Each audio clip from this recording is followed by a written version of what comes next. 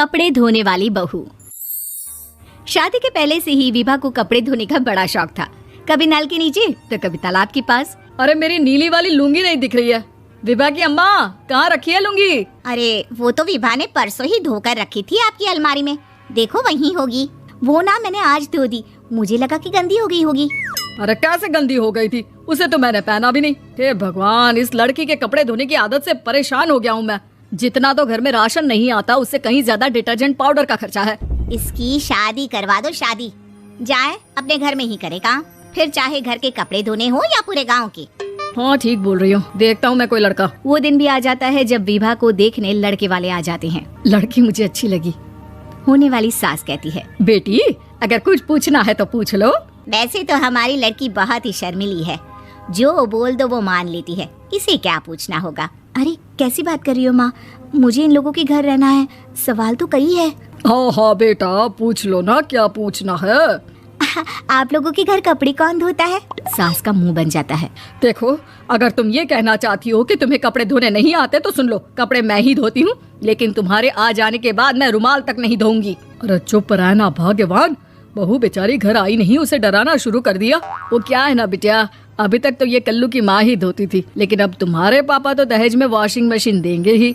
तभी विभा की माँ बोल पड़ती है, सवाल भी पूछा तो क्या। वैसे भाई साहब, मशीन की तो फिर भी कपड़े धोने की कैपेसिटी होती है। मतलब जो बिटिया दे रहे हैं ना विभा, इसे कपड़े धोने का बहुत शौक है। ये आप लोगों के क्या, आस पड़ोस गांव मोहल्ले सबके कपड़े धो दे और उफ तक ना करे। बाहर देखा नहीं आपने कितने कपड़े सूख रहे हैं? सब हमारी बिटिया ने ही तो धोए हैं। बस भी करो ना माँ, शर्म आ रही इतनी तारीफ सुनकर। और तो और एक दाग निकाल कर दिखाओ तो मान जाऊँ। हाँ अच्छा, माफ करना बेटा, मैंने गलत समझा। हमें तो रिश्ता बहुत पसंद है। और ऐसे जुड़ जाता है रिश्ता कपड़े धोने का शौक रखने वाली विभा का। उसकी शादी हो जाती है कोयला फैक्ट्री में काम करने वाले कल्लू के साथ। शादी के बाद अचानक विभा चिल्लाती हुई सास के पास आती है। सासू माँ, अरे सासू माँ कहाँ है आप?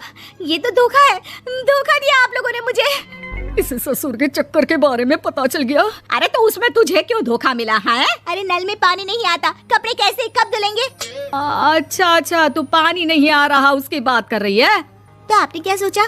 कुछ नहीं।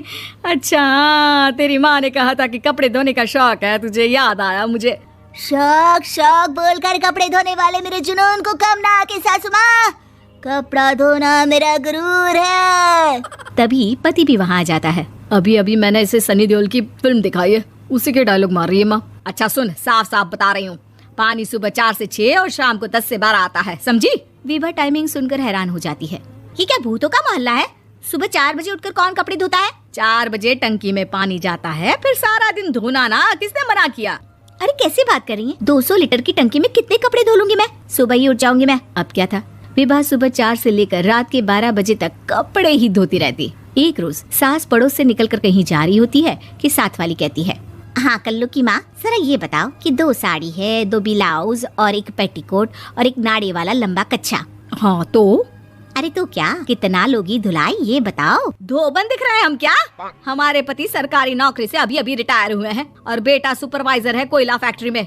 धोबन समझ रखा है हमें? हाय रे कल्लू की अम्मा, माफ कर दो, वो तो मोहल्ले में यही सब बता रहे थे कि तुमने बहू को कपड़ा धुलवाने के काम में लगा दिया है। सास को पड़ोसन की बात सुनकर गुस्सा आ जाता है। वो घर पहुंचती है जहां घर के बाहर ही इतने सारे कपड़े सूख रहे होते हैं जितने कि किसी धोबन के घर पर। अरे ओ कल्लू की दुल्हन, बाहर निकल। माँ जी यहीं आ जाओ, बाथरूम में चादर धो रहे हैं हम। अरे अभी हम धोते हैं, तुमको बाहर निकलो। ये आस पड़ोस वाले बोल रहे हैं कि हम बहू से कपड़े धुलवा कर उसे कपड़ा धोने वाली बना दिए हैं। अरे छोड़ो ना माँ जी, किन लोगों की बातों में आती हो? आस पास के लोगों का तो काम ही होता है कि वो किसी तरह सास बहू को लड़ा दे। बहू सारे घर के कपड़े धोती है, ये क्या कम है? बोलिए। सास को भी लग जाता है कि वो बहू का ये सनकीपन नहीं छुड़वा सकती, इससे अच्छा है कि खुद ही चुप हो जाए। एक रोज सास और बहू मंदिर जाते हैं, जहाँ सास की साड़ी वहाँ खड़ी भीख मांगने वाली से मिलती है। माँ जी क्या बात है, आपकी साड़ी उस भिखारन से कितनी मिल रही है ना? हाँ देखो तो दोनों की साड़ी मिल रही है। क्या बात है कल्लू की अम्मा, तुम खुद को तो अफसर की बीवी बताती हो और ऐसी सिंपल सी प्लेन साड़ी पहनकर घूमती हो। सिंपल और प्लेन नहीं है ये साड़ी। तो क्या सोने के धागे से फूल बने हैं? कुछ भी सासू माँ, कुछ भी। हाँ बने थे इस साड़ी में सोने के धागे से फूल। मेरे पति लेकर आए थे मद्रास से स्पेशली मेरे लिए 10,000 की। लगता है भाई साहब इस भिखारन के लिए भी सेम टू सेम साड़ी लेकर आए होंगे 10,000 की। सास उस वक्त तो कुछ नहीं कहती, लेकिन बहू के साथ घर आती है और अलमारी से एल्बम निकाल कर लाती है। ये साड़ी देख रही है, ये वही साड़ी है जिसे मैंने अभी पहना था। इस साड़ी में ये जो चमकदार फूल दिख रहे हैं ना, ये सोने के धागों से काटे गए हैं। लेकिन तू लोकल वॉशिंग मशीन ब्रश से घिस घिस कर सारे फूलों को निकाल कर साड़ी प्लेन कर दी। मुझे माफ कर दीजिए सासू माँ। और तो और, जब मैंने तुझे तेरी गलती के लिए कुछ नहीं कहा, लेकिन तूने तो सबके सामने मेरा मजाक ही बना दिया। क्यों? बहू को समझ में आ जाता है कि अब से उसका कपड़े धोना बंद।